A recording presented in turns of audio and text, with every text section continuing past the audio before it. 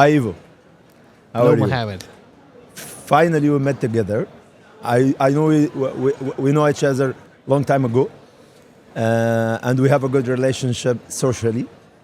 But this is the beauty of social networking, by the way. I feel like when I see you, I see you. I feel like when I see you that I met you a long time ago. And one of the best things that happened to me in last year that I know a person like you, because you have a vision, you have a great idea to deliver. Speak about yourself a little bit. Who is Ivo? Well, when I think about me, I think about you No, think about you. Who is because I think we share a lot, right? I think at some point of our story, we care about the patient.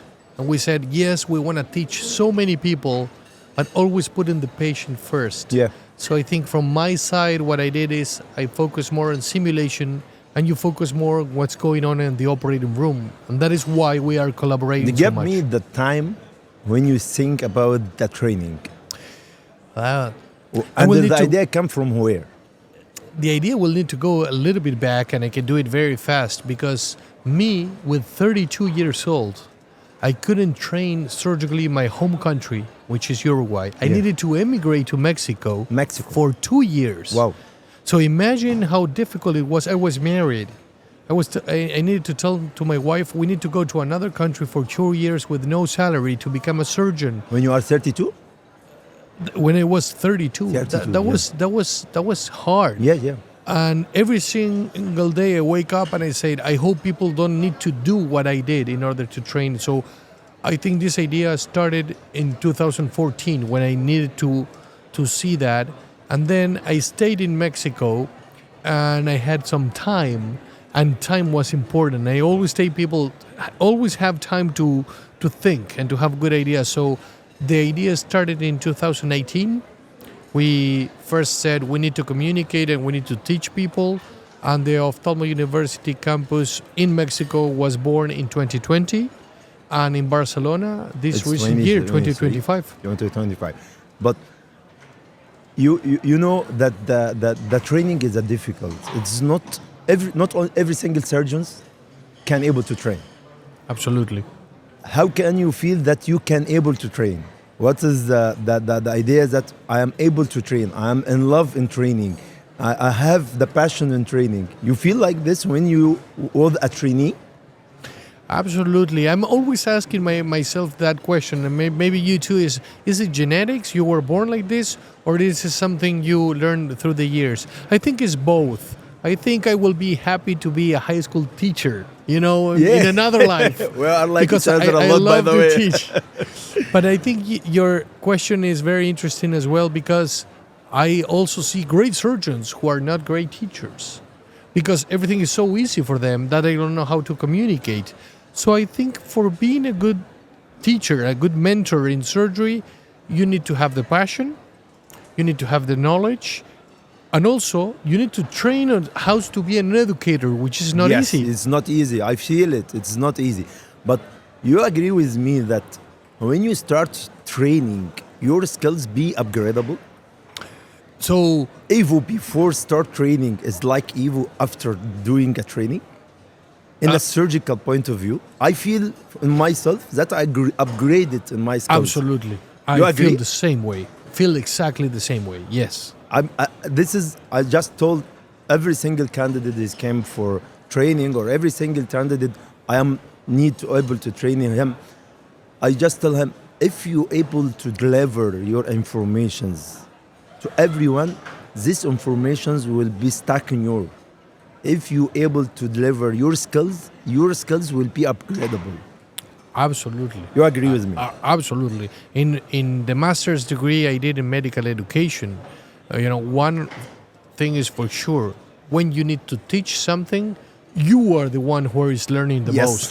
Yes. It's actually we do something called inverted classroom, and sometimes the person What's who the is meaning of inverted classroom? inverted classroom means that the person who is learning, but it's ending the learning, needs to train Perfect. another person. So you can see this person transforming and now being in a role of an educator, and they understand what they don't know, and what they do know, they retain Yes. long term. Yes, yes. Tell me about the feeling that happened to you and the first group of the trainee train in your center. What's your feeling when you see a first group, you start to learn him, and you see that you deliver a significant learning. my God. What's your feeling at that time? I don't know if I can describe it. I don't know if I can describe it. And actually, for example, last week, our student, we call it the student number 0, because it was before 1. It was the first student that we said, okay, we're going to train this guy. We actually didn't have the curriculum. We didn't have the place, but we wanted to try. He's doing 15 to 20 cataracts a week, implanting toric and multifocal IOLs. When I see this guy, it's like a feeling I just can't describe. It's the best that ever happened to me. I feel it and I enjoy it. And I think every surgeons didn't try the feeling of delivering the skills and the knowledge to the candidate or the fellows or the residents. He missed something very important, by the way. He missed something very important. Absolutely. Yes. And what is your expectation for Ophthalmo University in the future? Are you build a team to help you to continue, or you just rely on yourself, on only in your Ophthalmo University? That's a great question. And when I It's also the difficult part of your vision. Absolutely. To work with the team, and the team have the same vision like you and have the same idea. And tell me about which this. is not easy, right? Yeah. Which I is know not it's easy. very difficult. It's not easy to create a team. Yeah. But the answer to that question brings me back to the first thing you asked about the feeling of training somebody. When you train somebody, you know what? I feel that you're doing what you do exponentially. So, right, it's not only you doing surgery, now it's you and another person and then another person. So the curve goes exponential. What I see for Ophthalmo University is the same thing, remembering that Ophthalmo University is an open source platform. There's no owners. There is no monetization for somebody to make money.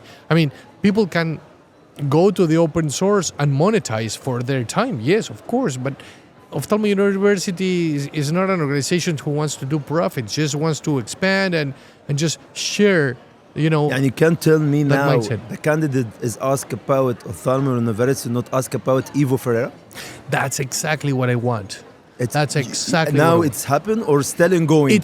We're going in that direction. yes. For example, as we speak, there's people training in This Mexico is and in Barcelona. This is the way of success. Exactly. Lisandro is doing a great job in Barcelona as we speak with somebody from Germany and somebody from the US. And Daniel is in the morning right now in Mexico. Well, they're not waking up yet, but there's going to be training 3 people from Mexico. And in the afternoon, Andres is going to come to train more people. So that's exactly what I want is... I'm happy to hear this, by the it's way. not about me. It shouldn't be about me, because if it is about me, we're losing the most important principle, which is an open source platform. I need to tell us about your experience with the difference between training a candidate in a simulator and training a candidate in artificial eyes like Bionica and anything like the Bionica. Give me your idea about this. Well, and then we can also add your job, which is much more difficult to train somebody in the operating room, right? So what we are doing, look at this crazy idea, because I think I can share this with you. Yeah. 2 years ago, a fantastic friend from the US, Christian Ifatides, visited me. And he told me, Ivo, you're thinking wrong. You need to think what's going to happen in 30 years and then look back. So he said, do you think somebody is going to be able to be trained virtually at some point? 30 years, 50 years? Yeah, it's going to happen, right? So if we're going in that direction, why don't we think today as we're arriving there? So my point here is that simulation with virtual reality is going exponentially right now. We are increasing, the level of difficulties, the different softwares, and it's going to be fantastic. The artificial eye, I'm very close to, gives you now another experience to have the real machine, the real handpiece with the real weight of the handpiece, the sounds. So they're both complementary. Until now, we cannot stop any one of them. Exactly. We need both. They're complementary. But we see in the future we can rely 100% on simulator. For example, look what's happening with Da Vinci. Yeah. If you buy a Da Vinci, the Da Vinci itself, the machine, has its own simulator. So what if we buy a Unity in 5 years and it has its own simulator inside the Unity? You don't need another system. And I think we're gonna go there in no time. Yeah. So then you're gonna put goggles, and you're gonna have your own phaco handpiece and the second instrument, and you're gonna do surgery with the real machine, with the real sounds. I think that's gonna happen. That can happen. In real time nowadays, when we train the candidate and after finishing the training, the experience of the candidate between the dry lab and the simulator, it's like 70-30 for dry lab or 70-30 for wet lab, for simulator. You know what? I would say it depends. It depends because we are getting all kind of people, and I think that's a very important message. As you, sometimes we get somebody with no knowledge whatsoever, yeah. right? No knowledge, and we need to train them from the fundamentals up. But sometimes we get somebody who has 150 cases and they think they are competent. Yes. Or even 200 you or face 300. a lot of this. Oh, yes. I do 200 cases. Exactly. And it's not about the number. We already know not that. about the number. So what I think is we always try to individualize each case. But if I have to give you an honest answer today, I will still say that our training is around 65 to 70% in simulation and 30 with an artificial eye. It's amazing for me to hear this, because until now I feel that the artificial eyes, it's give us a little bit more to the reality, don't like the simulator. Because you are now have a great experience with the simulator for a years now, and you're able to get the most benefit from this machine, you know. But it's funny and very important you mentioned that. And yes, maybe I'm a little bit biased, and I always need to remind me that I know the machine very well. I have the luck to be the consultant for the machine, so every new software goes through me. I'm talking with the R&D team, and maybe I'm a little bit biased. But I'm telling you, the machine is going exponentially. Right now, you can do very complex cases in a hard cataract, and we are connecting hydrodissection with phaco, with irrigation aspiration. And I'm telling you, you see these people absolutely transforming themselves in 1 week.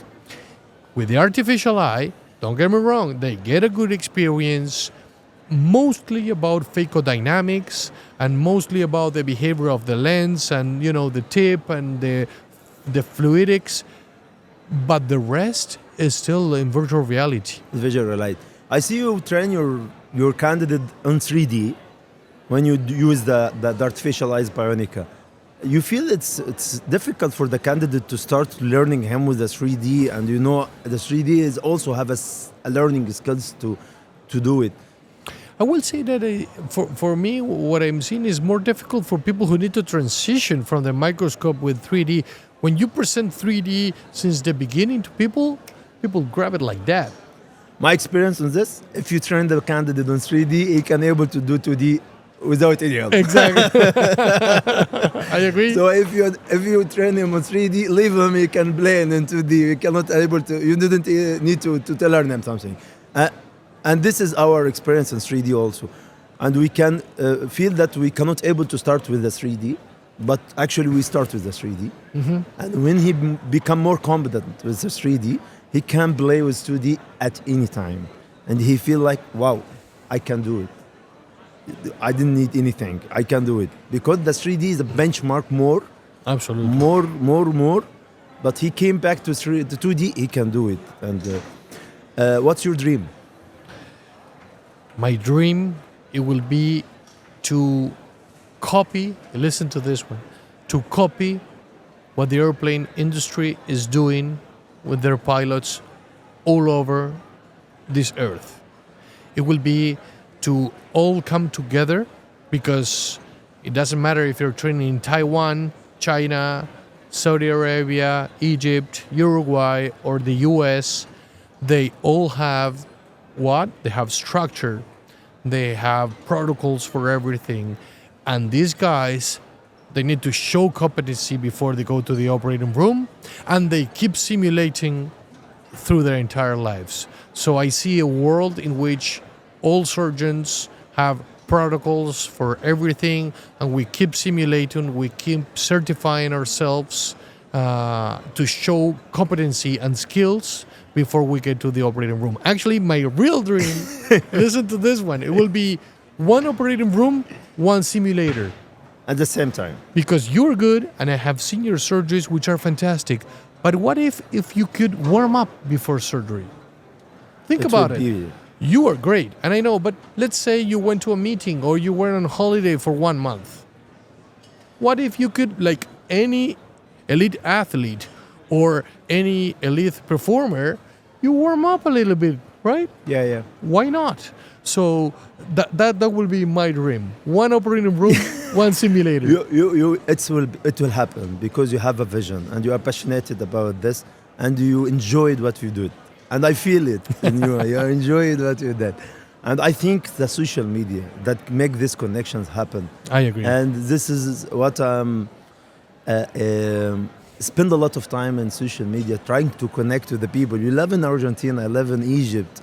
I think 10 hours apart, I think, or 8 hours apart. No, I think it's about 7. 7 But hours with Mexico, where I live, it's maybe 8 or 9. We're able to connect. We're able to share knowledge. We're able to collaborate. And this is the best thing happened to us. And we will do something different in 2026. And we will meet next year in EPOMEC. I hope. And we will share our experience. And I see this vision. I see in my dreams. I see it. And we will, inshallah, succeed to do it. Thank you, Ivo. I love your speaking. And I hope this dream will be happen in the next year, inshallah. It's an absolute honor to be in this fantastic meeting. I strongly recommend everyone to come. Has been EPOMEC. It's our favorite meeting, by the way. I know. It's fantastic meeting. Thank you. I'm so happy to finally meet each other, and I see somebody, who is doing the same or even more than what I do in the operating room, and we need people like you. Thank you, Ivo. Bye-bye.